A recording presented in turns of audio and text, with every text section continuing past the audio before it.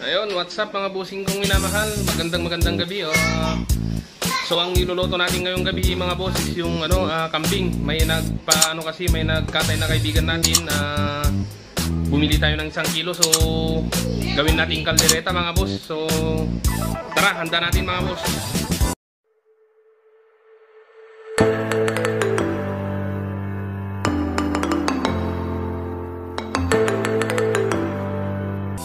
So ayan na siya mga boss. Yan na, nakasalang na yung lutuan. Pinapainit na natin bago natin lagyan ng mantika mga boss. Ayan, kita nyo.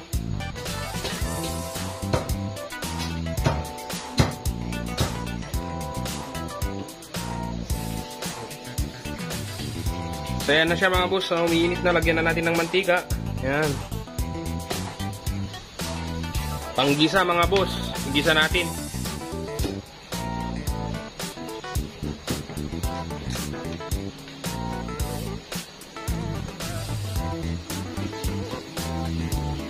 Ano siya?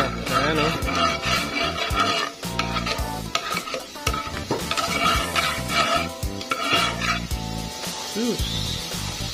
Sarap to mga boss.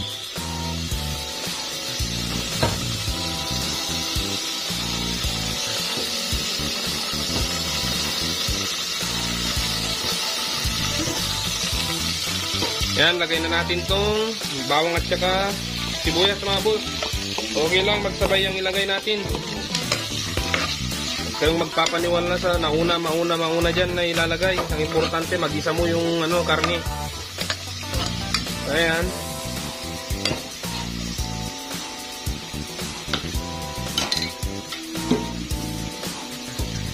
Tapos, ito naman yung mga boss, ito naman yung karne ng kambing.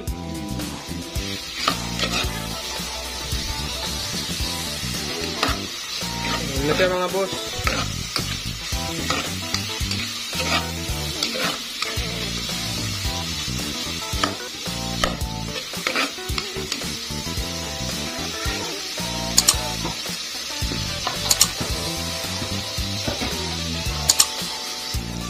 Tapos lagay natin yung luya mga boss.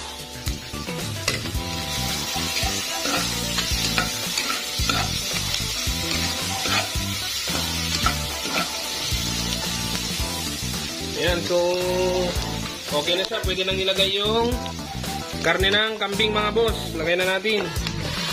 Ayun. Kasama na pati sabaw mga boss. Ayan. Ito natin, 1 kilo to mga boss. Kinuha natin yung part nung yung banda sa hita. So ayan, ganyan muna. Ayan lang muna natin mga boss. Na medyo maano yung tubig. Saka tayo maglalagay mamaya ng mga ibang rekado mga boss. Ayan.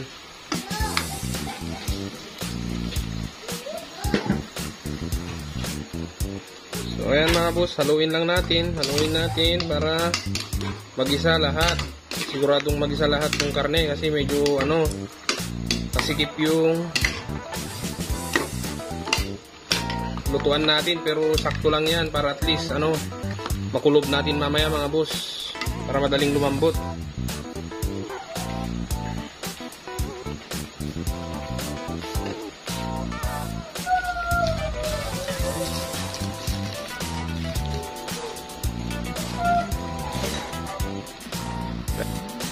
Ayan mga boss, so habang kumukulo na ganyan, lagyan na natin ng dahon ng laurel mga boss.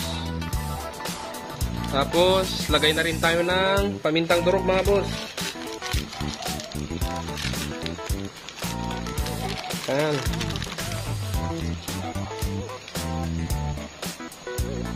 Then halo ulit mga boss. Halo. Pag nawala na yung sabaw niya mamaya mga boss, doon na sisimula na siyang masisi yung mga taba niya. Isisi natin yung taba niya. Tanggalan natin ng kunting taba niya para Hindi siya mamantika. Pero okay lang naman yan kasi maganda naman yung mantika niyan. Mga boss, hindi naman tulad ng mantika ng ano, baboy. So ayan mga boss, habang kumukulo na ganyan, lagyan natin ng magic sarap mga boss. Ayan, lagyan na natin yung kalahati lang. Tapos halo ulit para ano mga boss, talagang manuot sa lasa yung laman. Talagang pasukan ng lasa. Ayan.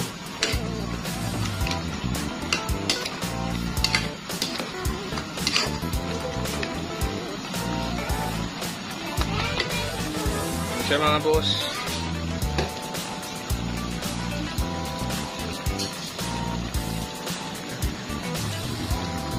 So ayan mga boss, kung mapapansin nyo, tignan nyo yung laman dyan, oh, tignan nyo lumalabas pa yung mga katas niya mga boss, yung parang dugo niya. So yan, papalabasin natin yan mga boss para para hindi siya balansa or yung mahanggo mga boss, para at least yung mga dugo na natira sa laman maluto ng maigi mga boss, siya. Kaya yan yung purpose natin, kaya natin siya ginigisa mga boss. Ayan, hayaan lang muna natin na ganyan mga boss hanggang sa mawala yung katas niya. Saka tayo ulit maglalagay ng rekado, tapos maglalagay tayo mamaya ng ng 7-Up, ganun mga boss, yung mga pampalasa natin. Ayan siya mga boss. So balikan natin ulit mamaya mga boss. So ayan siya mga boss, kung mapapansin nyo, mantika na lang yung natira mga boss. Nawala na yung katas niya. So sunod natin na ilagay mga boss, pag ganyan na siya, maglalagay na tayo ng patis mga boss. Yung paglalagay ng patis mga boss, kahit isang lang, ganito lang, kunti lang, para wag tayo masyadong maghabol mamaya pag nasubrahan natin. Kahit at least pag kunti lang yung nilagay natin na patis, mas madali nating habulin mga boss yung lasa kaysa yung masubrahan natin. Kasi pag nasubrahan, mahirap nating habulin yung mga boss, yung lasa. So ganun lang muna kakunti mga boss, para at least kunti lang, at least madali nating habulin yung lasa mamaya kung ano yung kulang mga boss. Ayan, hayaan lang natin mga boss. Ayan siya mga boss. So humupa na ulit yung patis. Ang ilalagay na natin mga boss, ito yung caldereta mix. Ito powder kanina to mga boss, pero nilagyan ko siya ng tubig para tinunaw ko muna mga boss, para at least siguradong siya, maihalo natin ng maigi. Kasi kung powder, mas mahirap nating ihalo sa kambing mga boss. So ayan. Ayan. Lagyan ko ng tubig yung caldereta mix mga boss. Ayan, halo natin. Pakuloyin ulit natin mga boss. So ayan, kung mapapansin nyo mga boss, parang pa siya, hindi pa siya masyadong makulay, parang anemic pa mga boss. Pero mamaya mapapakulay natin yan kasi may lalagay pa tayong isang rekado natin. So ayan, hayaan lang muna natin ulit mga boss. So ayan mga boss, kumukulo na ulit yung nilagay natin na caldereta mix with tubig. Ito na rin yung lagay natin mga boss. So ayan, siguradong masarap mga boss. Kung may liver spread sana mga boss, pwede rin nating lagyan, kaso hindi tayo makalabas kasi alam nyo na mga boss, naka-home quarantine tayo. Buti na lang may mabait na kaibigan na nag-ayuda na itong kambing. Wow, sana all mga boss, may ayudang kambing ha. Binili natin mga boss sa kaibigan natin, pinadeliver natin. Yan, halo natin mga boss.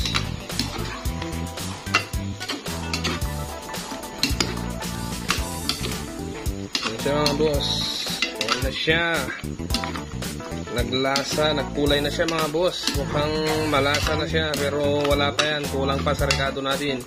Ganito tayo pag nagluluto tayo ng kaldereta mga boss, di natin tinitipid. So ayan mga boss, habang kumukulo na ganyan, lagay na rin natin tong 7-Up mga boss. Ayan, lagay na natin yung lahat. Yan, isang maliit na 7-Up mga boss, lagay natin. Pampalambot at saka pampalasa na rin.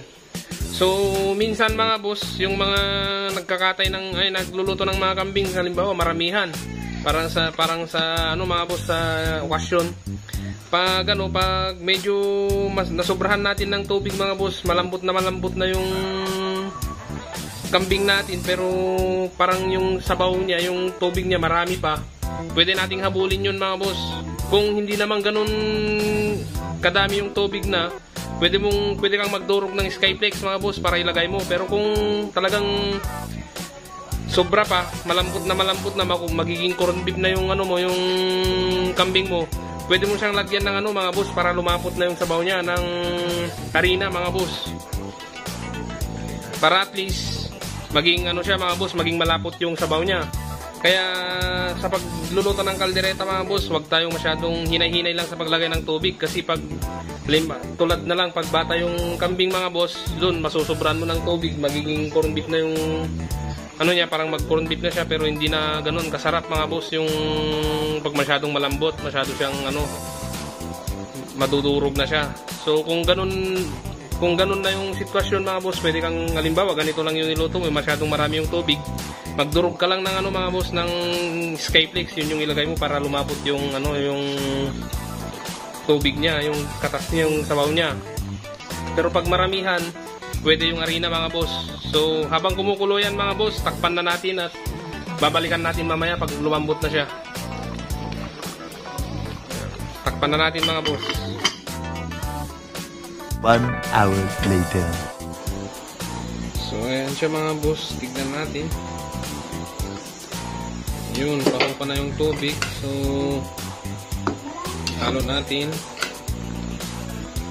Kinek natin kanina, papunta na siya, medyo malambot na siya. So lagay na natin yung itong mga boss, patatas at saka carrots. So ayan, halo natin. Sakto na yan mamaya pag pahupa na siya ng tubig. Sakto na siya mga boss, kasi medyo malambot na rin siya. Sakto na rin yan mamaya. So yan lang yung nailagay nating mga boss, rekado, kasi nga wala tayong hindi tayo makabili ng iba pang rekado. Kung lang yung nandyan sa bahay, nandyan sa rep, yun na lang yung nilagay natin, kasi nga naka-lockdown tayo mga boss, hindi tayo makalabas. So yan, antayin natin na ulit mga boss, na maluto siya yung mga nilagay natin bago natin hanguin, then kain na mga boss.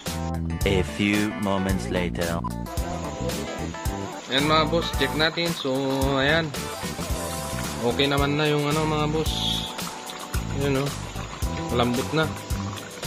Pwede na, pati yung mga patatas mga boss, tsaka carrots, okay na siya. So ayan, kung gusto niya ng mas malapot pa na ito mga boss, yung sabaw niya, tulad nga ng sinabi ko kanina, lagyan nyo ng Skyflex. Pero sa akin okay na to, para may pang may pang halo sa kanin yung mga anak natin mga boss. So may konting ganyan. Pero kung gusto nyo malapot mga boss, lagyan nyo lang ng Skyflex yan, lalapot yan. Pero di kaya konting harina mga boss, okay na yan. So ayan, okay na siya mga boss, handa na natin. Kain na ako kasi kumain na yung mga kasamahan natin, di na nakapagantay kasi medyo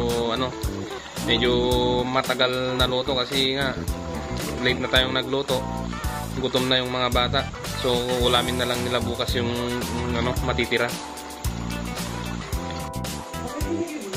Ayun mga boss, so okay na, tapos na, naluto natin yung naluto na natin yung kaldereta. So maraming salamat at pinanood nyo yung itong video natin. So please don't forget to subscribe my channel and pag-click na rin yung notification bell para at least lagi kayong updated sa mga ginagawa ko dito sa channel natin mga boss. Pag-share nyo na rin to mga boss. So maraming salamat, keep safe mga boss.